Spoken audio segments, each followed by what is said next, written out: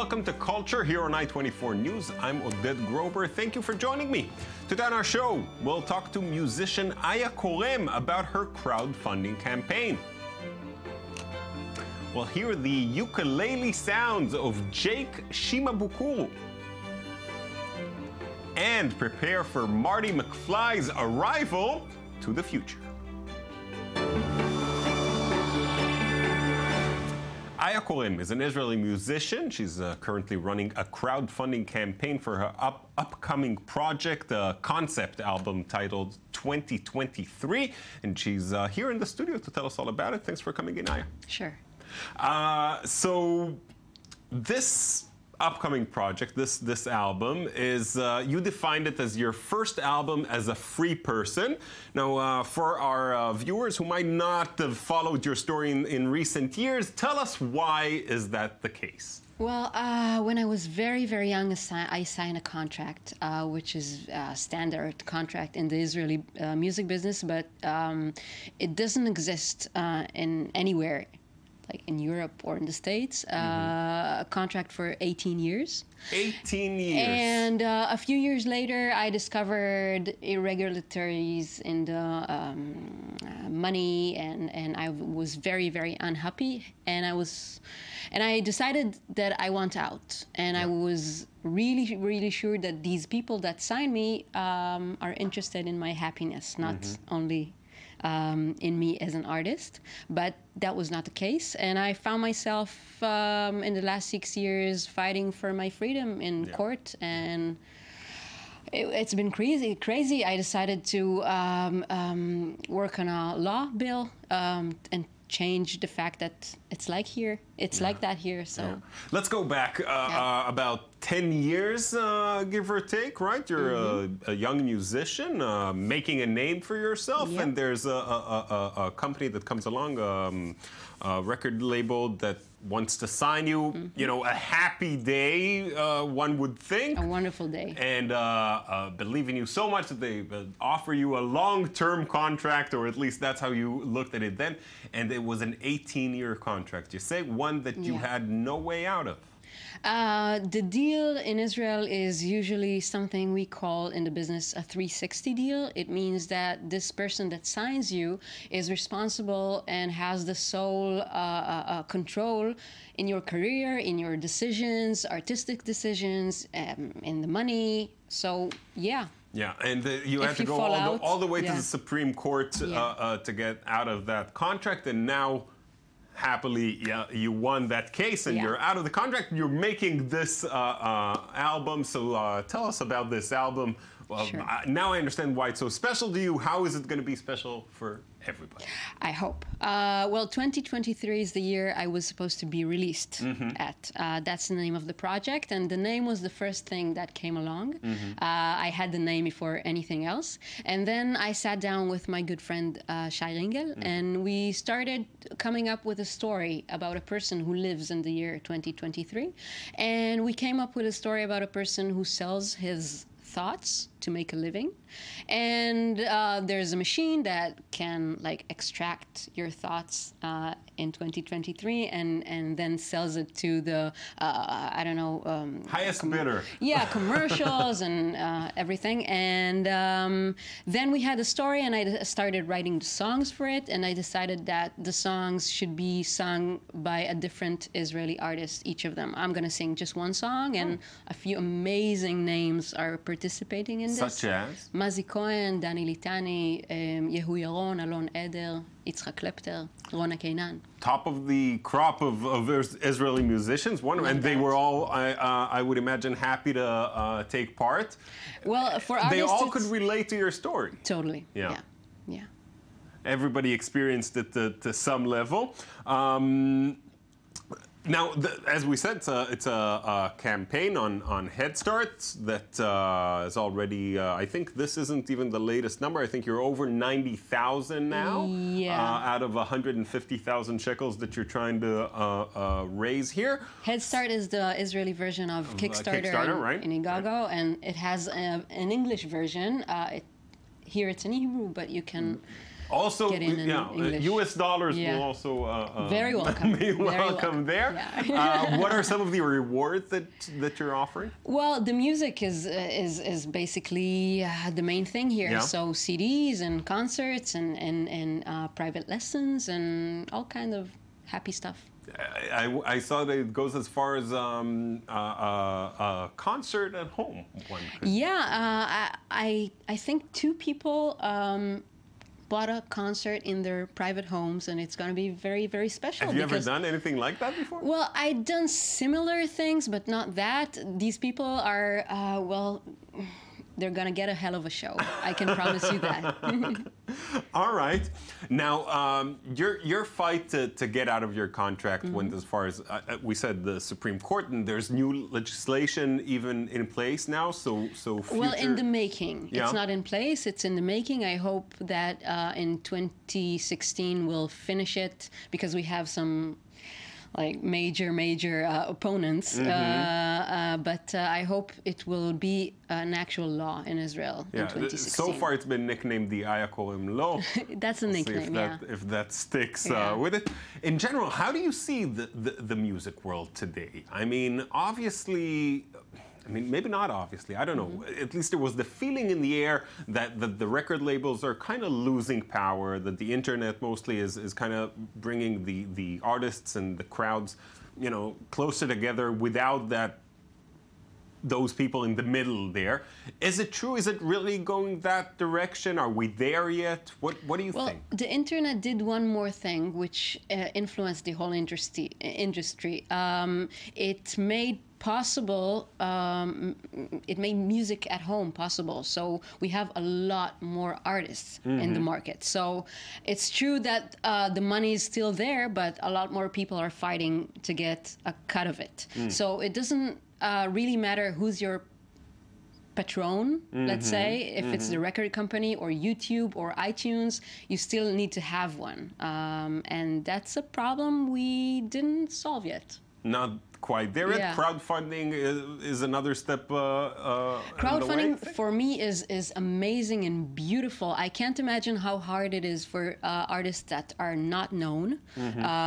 It's a bigger problem, of course. For me, it's a wonderful way to contact with my audience, and I love it because it really takes out the bad stuff out of the equation. But it's not a total solution. Yeah. So far, the reactions, we've seen that you're getting closer and closer to your goal. Yeah. Other than that, reactions you're getting? I think that in the last 6 years, I've been fighting this fight to get free. I was closed in my home, alone with my friends and family. And I think I didn't really see the reaction from people for this. Right. And this is the first time I'm releasing Opening something up to the world, releasing something big and new, and people are showing me so much love. It's almost unbearable. All right, Aya, thanks so much for coming in, and best of luck with 2023 and all of your future endeavors. Thank you. Now, world-renowned Hawaiian musician Jake Shimabukuro has traveled the world with his ukulele, performing in prestigious festivals. He even performed for Queen Elizabeth. This month, he's releasing his new album, Travels. Daniel Campos brings us the story.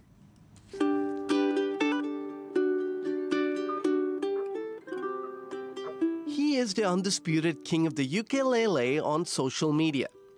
Known for his fast and complex fingerwork, his outstanding covers of standards,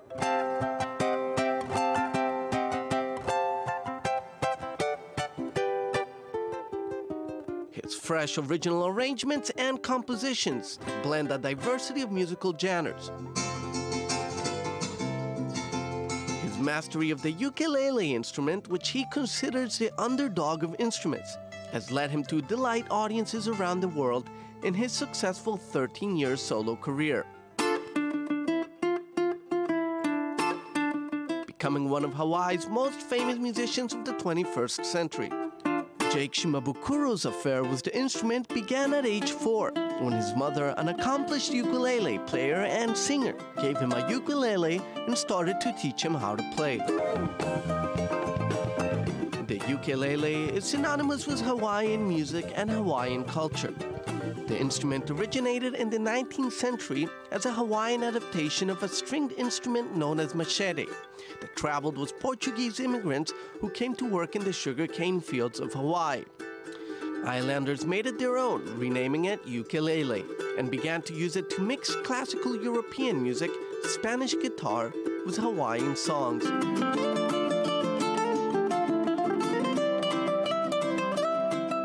Shimabukuro comes from the same hybrid process of mixing, both island and outside influences, revolutionizing the sound, but always with respect to the instrument's historical past.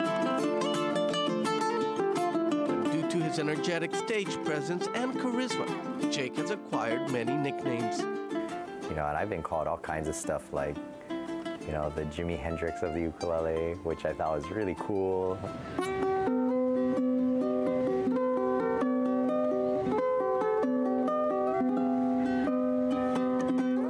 Jake's career skyrocketed almost a decade ago when a cover of While My Guitar Gently Weeps went viral on YouTube with more than 13 million views, opening the rest of the world's eyes to Jake and his unique talent.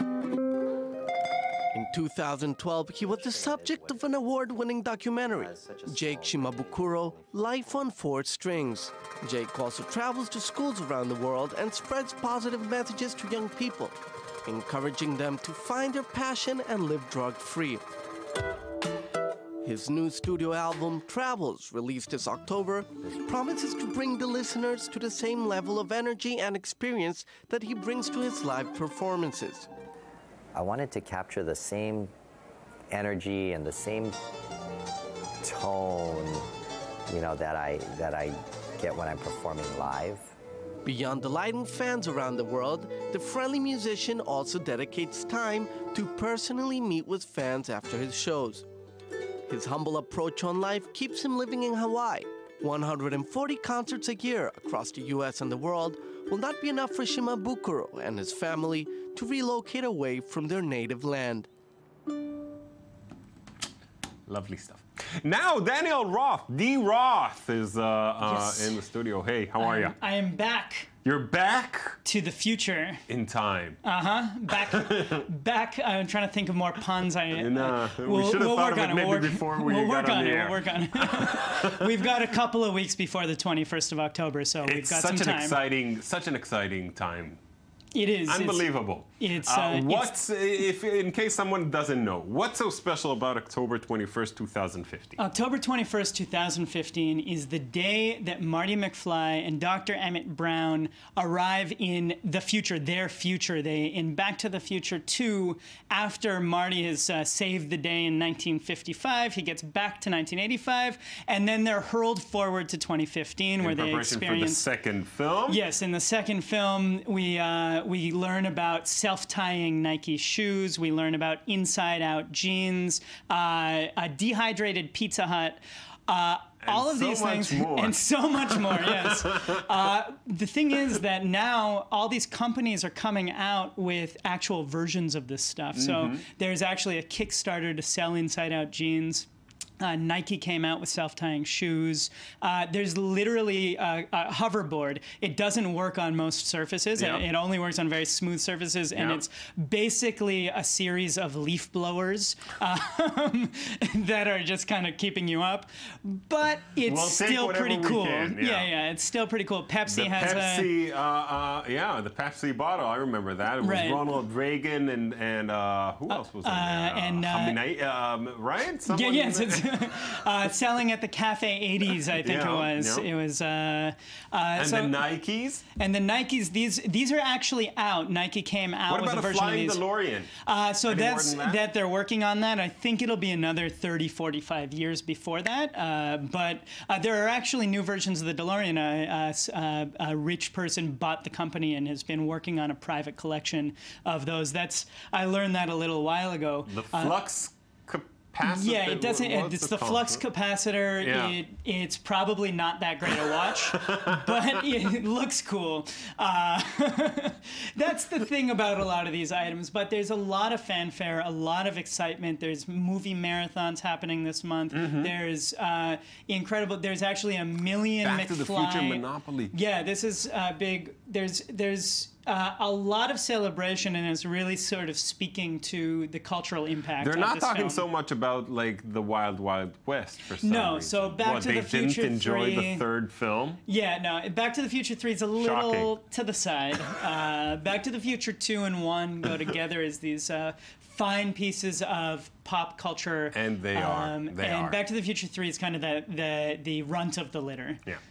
All right, so I want as many of these items as you can get me. Daniel, please. I'll be back to the future with these items. We'll be waiting for you. That's it from us for today. I hope you enjoyed our show. We'll be back with another one next week. Until then, visit our website, i24news.tv, and I'll see you all again next week. Bye-bye.